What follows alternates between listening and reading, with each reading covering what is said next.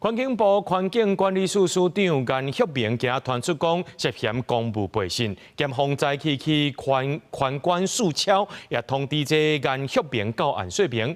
有風聲講檢調已經甲伊列做被告偵訊啊。環境部表示講，會確保政務運作，也會配合着司法調查，趕緊來釐清真相。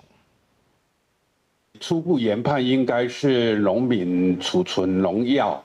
在災害的時候破裂。去年花蓮光復災前，環境部環境管理署長顏旭明去災區處理水溝啊清土，親像農藥外泄的部分，做代志攏親身到場。我們研判是一般台灣非常常用的有機磷類或有機硫類的這個農藥。不過，伊即馬說人也講牽涉公務背信。台中地檢署13指揮調查局台中處無意見發動搜查，通知顏旭明到案說明，傳出甲伊列做被告偵訊。對這件代志，中檢回應專案即馬也閣咧偵查，無方便對外說明案情。環境部證實，檢調人員有去環管署敲錘調查。確實早上。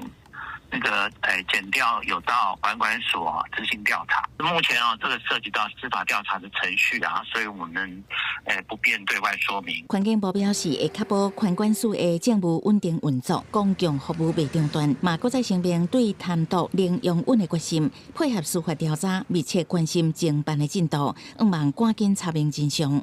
記者採訪報道。